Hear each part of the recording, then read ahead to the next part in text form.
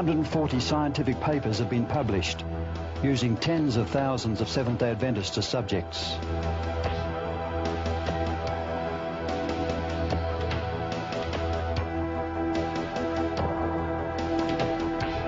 How is it? 120 out right on the mark.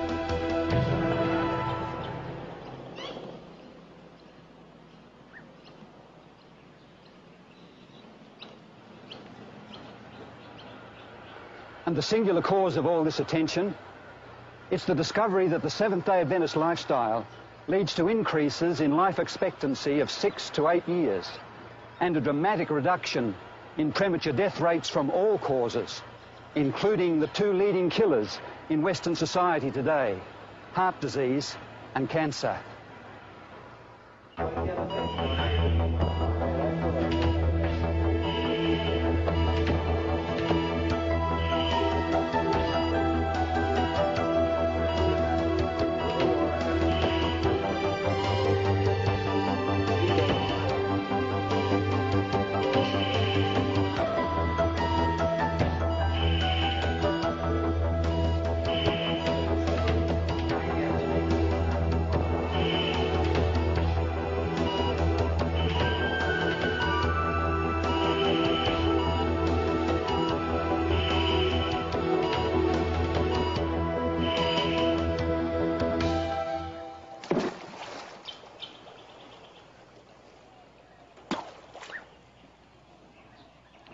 So what is the magic formula?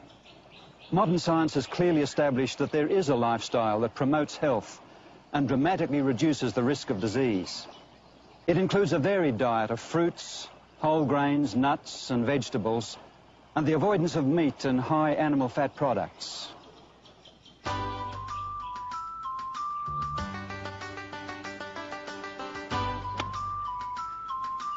But equally important are adequate sleep, exercising in the open air, drinking plenty of water, and abstaining from the use of tobacco, alcohol, coffee, tea, and other drugs.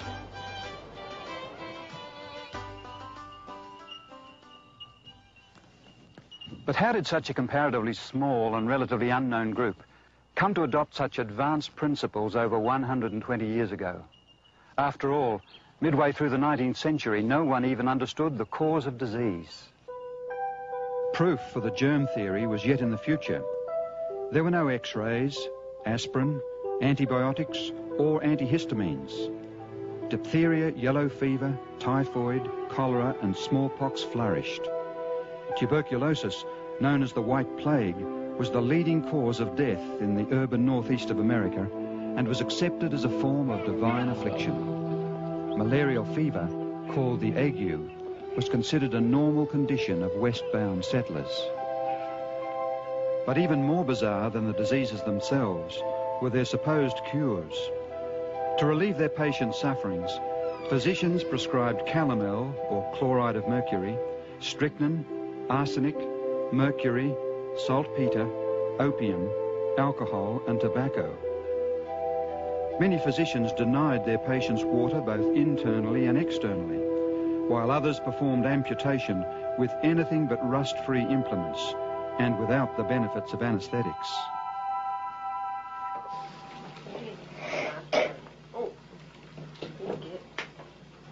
Night air was considered dangerous. Windows and doors were kept closed for fear of catching cold. Blinds were drawn to avoid fading the furniture, while urban dwellers rarely exercised or bathed.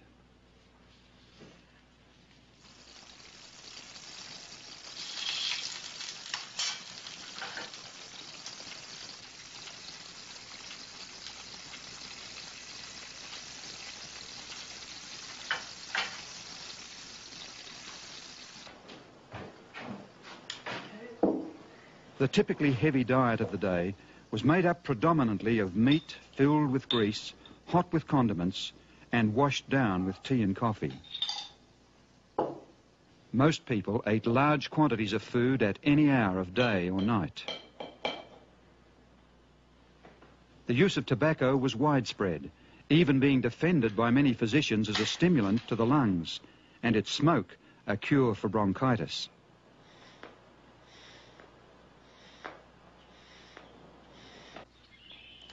Almost no one saw any relation between diet and prevailing sickness. Pioneer Adventist missionary J.N. Andrews expressed the near universal belief that the diseases people suffered were, and I quote, "for the most part wholly beyond our control and ordered by God's hand." I say almost no one, for in the midst of this medical confusion, a few voices were calling for reform. Men like Sylvester Graham, who became the leader of the American health movement of the 1830s. He called for a return to nature and natural methods of healing and recommended a simple diet, including vegetarianism and especially whole wheat products. Food was to be prepared as free from spices and stimulants as possible. He also condemned tobacco, tea and coffee, alcoholic beverages, and the drugs commonly used in the medicines of the day. Though his reform crusade floundered within 10 years, others soon took it up with renewed enthusiasm. Hydrotherapy, that is healing with water, ice and steam, became popular in America under the leadership of doctors such as James Jackson and Russell Trawl. Both headed water cure institutions and promoted health reform, and both had close relationships with the pioneers of the fledgling Adventist Church.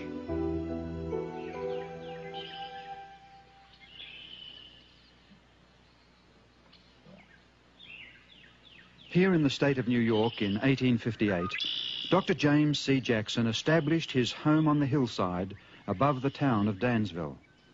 It was the most successful of all the water cure institutions. Jackson published a monthly periodical, Laws of Life, outlining his views. Strongly opposed to the drugs prescribed by his fellow physicians, he treated his patients with natural methods and remedies. He especially emphasized the idea of obedience to natural law and taught that to obey nature is to live. He believed that mistreatment of the body also affected man's moral capacities and therefore weakened the character. During the 1840s and 50s then, there were movements for reforms in health. Yet at the same time, there was also appalling general ignorance and carelessness regarding health and hygiene among most of the population in America. It was at such a time that God chose to alert the Sabbath-keeping Adventists of his concerns for everyone's health and happiness. As in Bible times, he used the prophetic gift. During the years 1844 to 1848, Ellen White received many visions, yet none dealt with principles of health.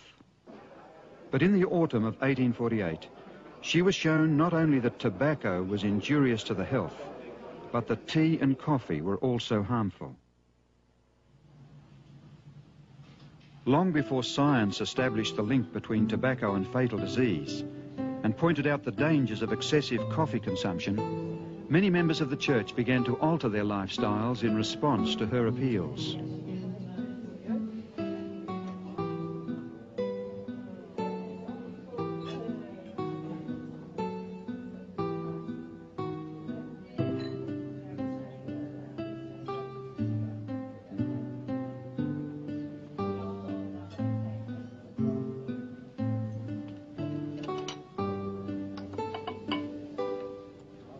During the years following 1848, the pages of the church's paper enthusiastically reported about battles to give up tobacco, tea and coffee. In the late winter of 1854, Ellen White reported another vision that spoke against the rich and greasy foods so common at that time. She also urged people to take special care of their God-given health by observing strict cleanliness of person and surroundings. The town of Otsego is situated about half an hour's drive by car west of Battle Creek. Early in June 1863, James and Ellen White and a number of friends travelled to Otsego and came to this home, which belonged then to Aaron Hilliard. During the Friday evening family worship, Ellen White began to pray for her husband, who was then in poor health and depressed about conditions in the church at Battle Creek. While praying, she was given a vision which was to make a most significant impact upon the Seventh-day Adventist Church and its message to the world.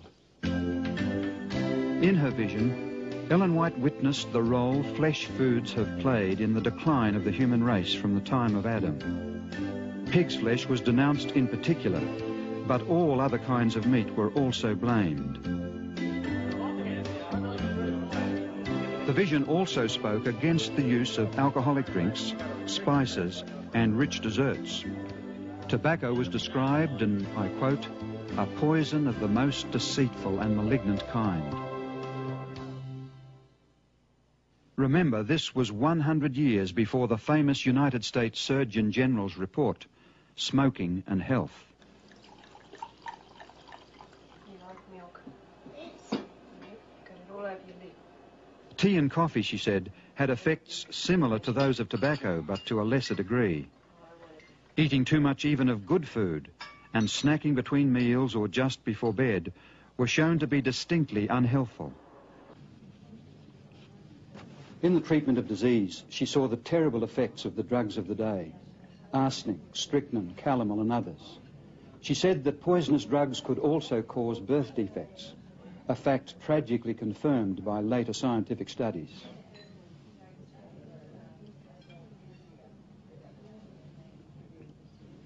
The elimination of these unwise foods and practices would have helped anyone to live better. However, the vision not only corrected errors, but gave counsel on the positive side as well.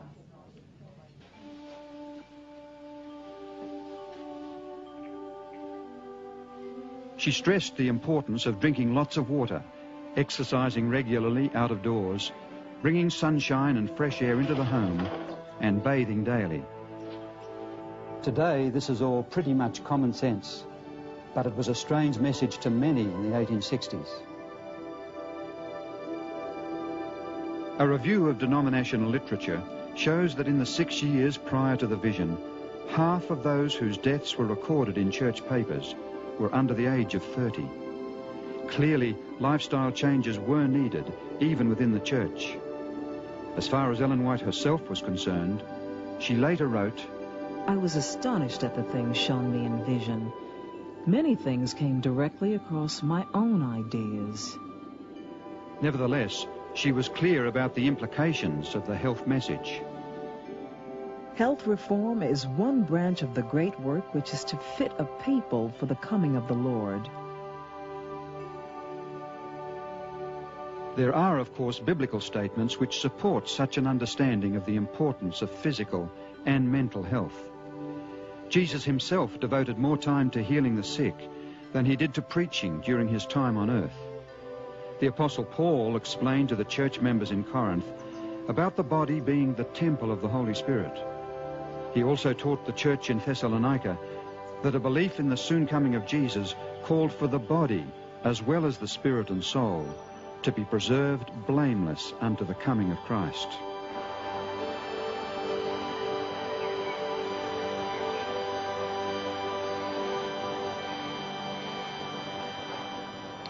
It's not difficult to see that Ellen White's concepts merely serve to magnify the biblical view that each person is accountable to God for the preservation of health. But how much did she rely on her contemporaries for her information?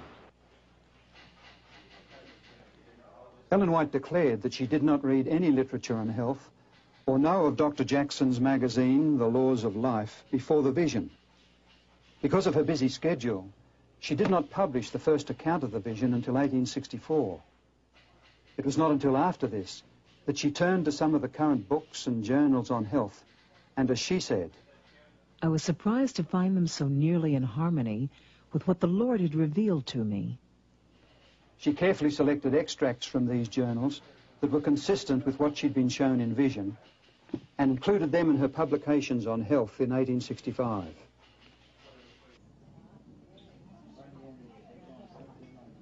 During the years following 1863, more visions were given to Ellen White on the subject of health. It is obvious that they prevented her from promoting the ideas zealously advocated by some writers, since proved to be false. Dr. Trawl, for example, totally banned salt and sugar on the grounds that salt was a mineral poison and sugar was no food at all. Ellen White used a little of both, but warned of their bad effects if used too freely. Concerning salt, she wrote in 1901, "From the light given me by God, salt is actually essential for the blood. The whys and wherefores of this I do not know, but I give you the instruction as it is given me."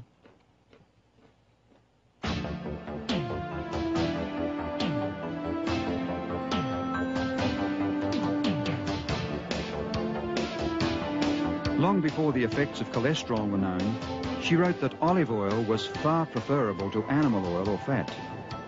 She promoted a vegetarian diet, supplemented by a limited use of milk and eggs, long before science confirmed their health benefits. In fact, a vegetarian diet has been found to significantly improve the endurance of athletes. Her concern over refined foods and the use of too much sugar has been amply confirmed by scientific research. And what are the benefits of walking and other exercise in the open air, of water, sunshine, adequate recreation and rest that she so strongly advocated? Who would deny them today? But in Ellen White's day, her messages were not without opposition. Contrary to the medical opinion of her time, she advanced the importance of the function of the mind in the healing process. Today, the science of psychosomatics recognizes the vital role the mind plays in conquering disease. So you really don't want to perhaps face work or wherever it happens to be? In June 1982, a joint report was issued by the American Academy of Sciences and the National Research Council entitled Diet, Nutrition and Cancer. It concluded that by making certain changes of diet, a person may substantially reduce the risk of contracting cancer. Reforms suggested include eating largely of fruits, grains and vegetables, and reducing the consumption of fats, salt, sugar and alcohol. Apart from Ellen White's call for total abstinence from alcoholic beverages, this report does not depart in any significant detail from what she herself wrote more than a century before. But what of her own health?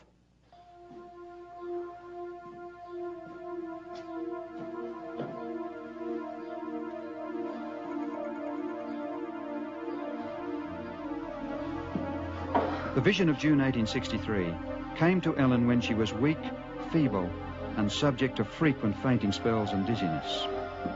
She suffered throughout her life from heart disease and had been paralyzed 5 times before 1870. She described herself as a great meat eater and that bread was especially distasteful to her. But she accepted the instruction given her and after 1863 radically changed her lifestyle and diet. As a result, her former faintness and dizziness left her permanently and her health began to improve.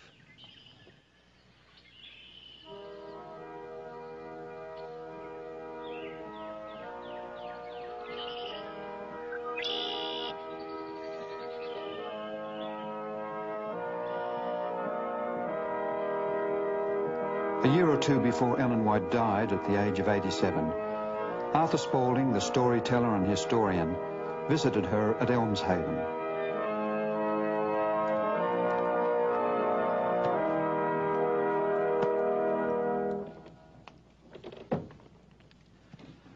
After family worship here in the parlour, she moved outside to the hall and with her brisk light step approached the stairway. Arthur Spaulding offered to assist her up the stairs, but she replied, "Oh no, thank you. I am very able to climb the stairs by myself. Why, I am as spry as when I was a girl." As when I was a girl, I should say not. When I was a girl, I was ill and weak and in wretched health. But now the Lord has made me well and strong, and I am better, much better than when I was a girl. Toward the end of his career, Dr. Clive Mackay, professor of nutrition at Cornell University, New York, was introduced to Ellen White's writings on food and nutrition. He was deeply impressed and was particularly intrigued by the question of the sources of her information. He asked how a woman with virtually no education could set out health teachings so far in advance of her time. He rejected the idea that she copied from her contemporaries. After all, how did she know which ideas to borrow and which to reject among the bewildering array of 19th century theories and health teachings, most of which were quite irrational and have since been discarded? He believed that she would have had to be a most amazing woman with knowledge beyond her times to do this successfully. After extensively reading her writings on health, Dr. Mackay began to lecture various professional societies on Ellen White's concepts. I am impressed with the correctness of her teachings in the light of modern nutritional science, in spite of the fact that her works were written long before the advent of modern scientific nutrition. No better overall guide is available today. By 1865, the Adventist Church had reached a membership of some 4,000. Though it possessed little wealth, it had been reminded in the vision of 1863 that it had a sacred duty to alert others with regard to their health. But how was the church to accomplish this goal?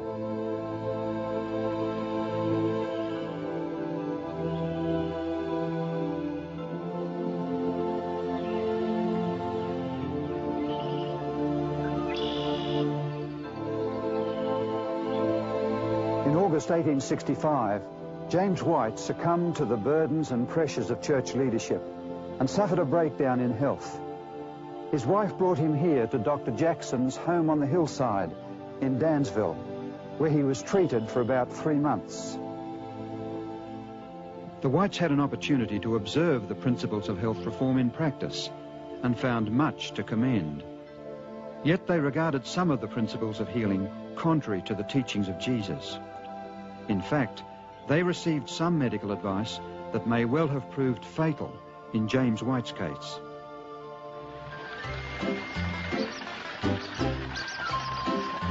In December, Ellen decided to remove her husband from the Dansville institution, and they journeyed to Rochester in western New York State.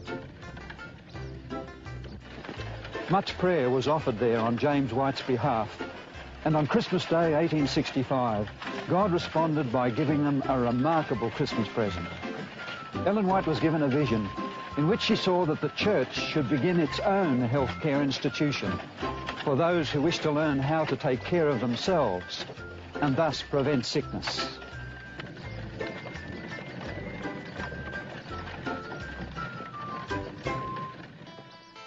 In the following year, a remodeled old house was purchased in the west end of Battle Creek, Michigan, then a flourishing manufacturing town with a population of 5,000.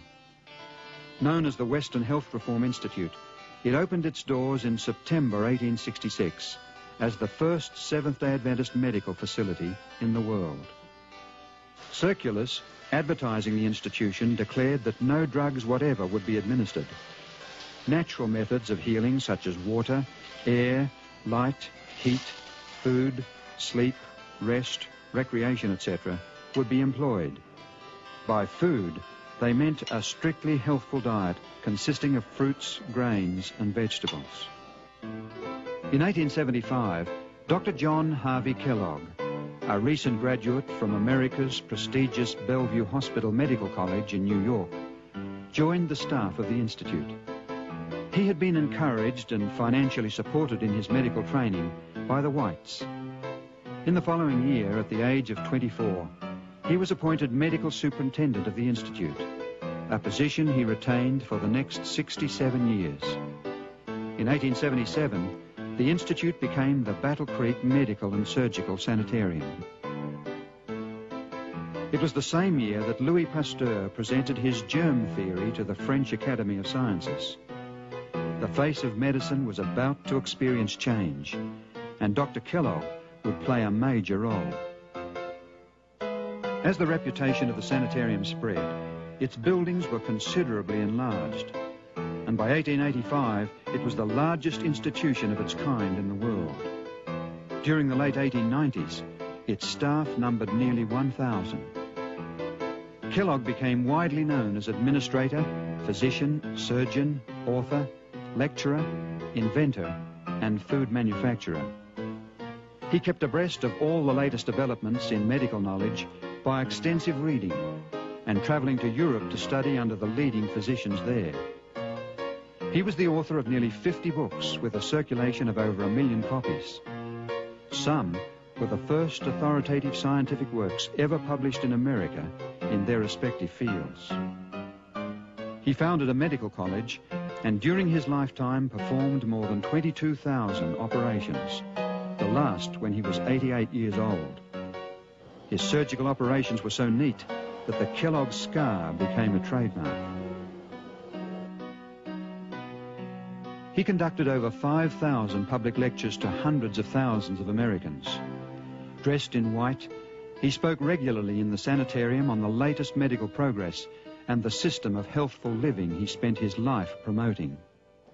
He invented many types of apparatus for the treatment of the sick, including this mechanical horse. President Coolidge used one for daily exercise at the White House.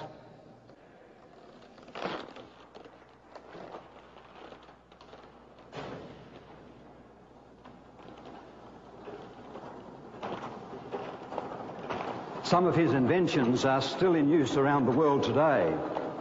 Get up, boy.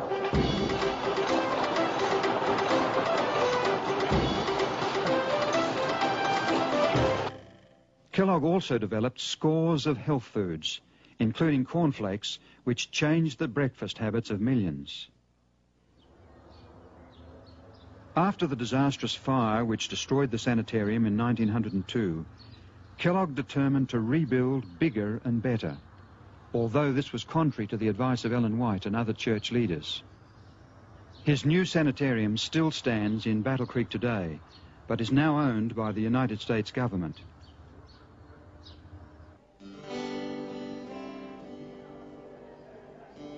Its impressive portico and entrance welcomed many who came to Kellogg for treatment and to learn of his ways to health. Though he later left the church, he continued to uphold its health principles.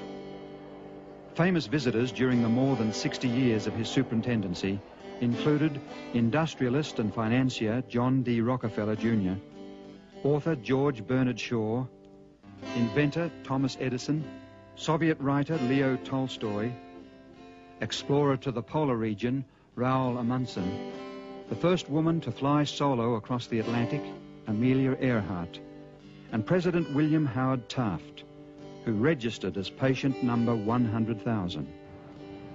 In 1891, Kellogg was asked how the Battle Creek Sanitarium was able to keep 5 years ahead of the rest of the medical profession. Kellogg replied that if something new was advocated, he instantly adopted it if it agreed with the philosophy and principles of health promoted by Ellen White.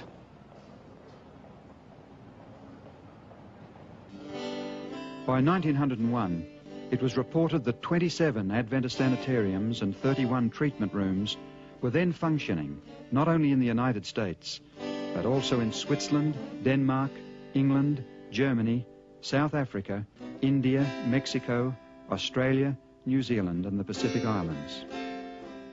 Ellen White lived in Australia from 1891 to 1900. During her stay, she encouraged the establishment of treatment rooms that were operated initially in the city suburb of Ashfield by 2 nurses who had trained at Battle Creek.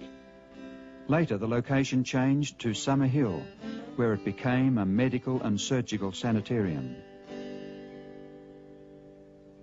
In July 1899, Ellen White called for the building of a sanitarium away from the centre of Sydney that would uphold spiritual values and sound principles of physical and mental healing. Later that year, she was among the group who travelled from Thornley Station, a northern suburb, by way of the bush track around Dog's Head Rock to inspect a 75-acre property that was the highest land in the Sydney area. During the next few years, a 100-bed sanitarium was built. It was officially opened on January the 1st, 1903. Replaced in 1973 by this modern 304-bed facility, the Sydney Adventist Hospital is committed to the principles of clinical excellence, united with a Christian healing ministry.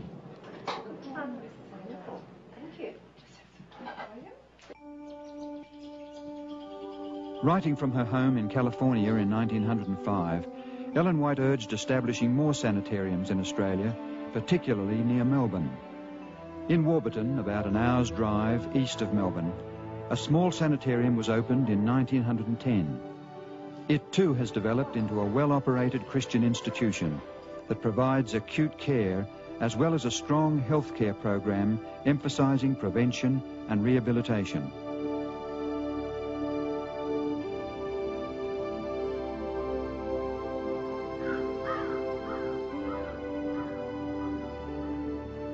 It was in Southern California, however, that Ellen White was to most noticeably influence the church's developing Christian healing ministry. She lived here in her home, Elmshaven, in Northern California, for the last 15 years of her life. During that time, she was given many night visions concerning the work of the church. In one such vision in 1902, God revealed to her that in Southern California, there were unoccupied properties in the country suitable for sanitarium purposes and for sale at a price far below the original cost. Not long after this, a 3-story building on beautifully landscaped grounds in Paradise Valley near San Diego became available for sale. It had been used as a sanitarium and originally cost $25,000, but was now being offered for $12,000 because of lack of water.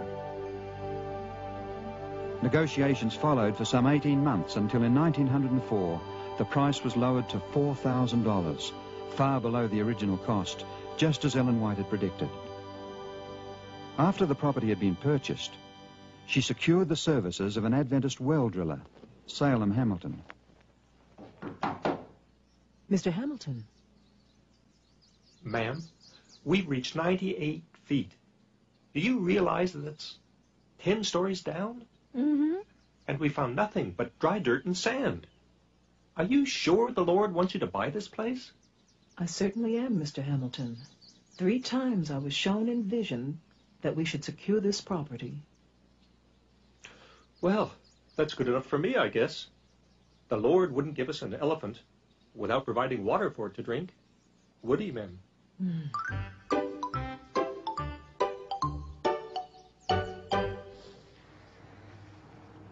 Salem Hamilton returned to his drilling, and within an hour heard the sound of an underground river. Soon water began to seep through, and that night rose 18 feet or nearly 6 meters in the well. The sanitarium's water supply was assured. Still owned and operated by the Seventh-day Adventist Church, Paradise Valley Hospital continues to offer its ministry of healing to the surrounding community.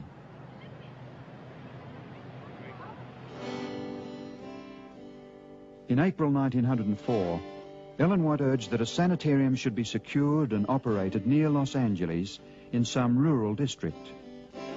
In Glendale, a suburb of Los Angeles, a 3-story building on 5 acres of land, representing an initial investment of $50,000, was offered to the church for $26,000. In 1904, it was purchased for $12,000, far below the original cost.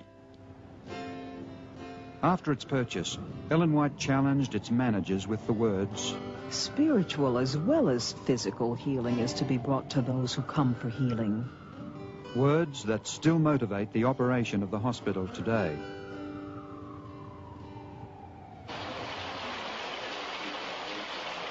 But there was to be a 3rd sanitarium in Southern California.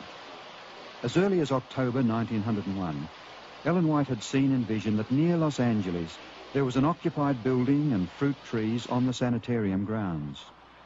This vision was so real to her that she seemed to be walking about the grounds, talking with the patients, and living there herself.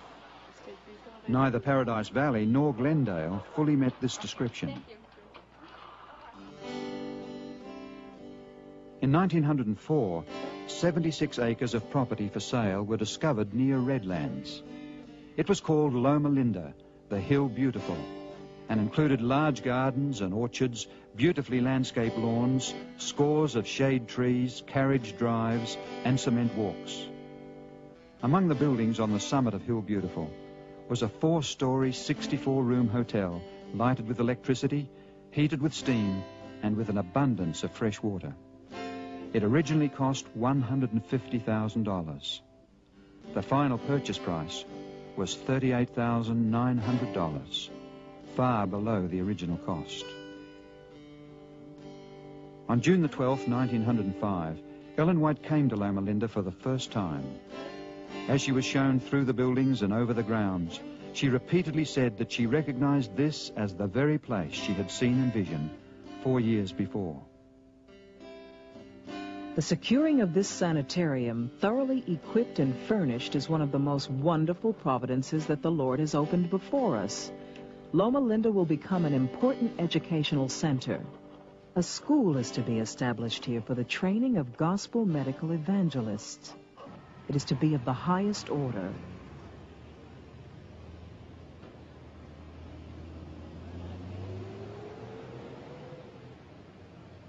Those who founded it had little money, but they possessed a fortune in faith in God and in his power to bring health and hope to the suffering. Today, as Loma Linda University, it operates as one of the largest schools of medicine in the western United States and is at the forefront of medical knowledge and research. This proton accelerator, developed for the treatment of cancer, is the first of its kind in the world. Along with the hundreds of other Seventh-day Adventist healthcare institutions around the world, the goal of Loma Linda Medical Center is not just to make men and women well physically, but through a ministry of Christ-like compassion and selfless service, to bring them into spiritual healing and into union with God and prepared for the soon coming of Christ. Such a goal reflects the overruling purpose of the Seventh-day Adventist healthcare program as revealed to the Church through the prophetic gift bestowed upon Ellen White. That purpose involves much more than adopting a vegetarian diet or choosing not to smoke or drink alcohol. It is concerned not only with the cure of disease, but also its prevention. Its example and motivation come from the infinite love of Jesus, the divine Good Samaritan, who came to a world of sickness, pain, and death to bring healing, physical, mental, and spiritual. Today, he bids us to follow in his steps.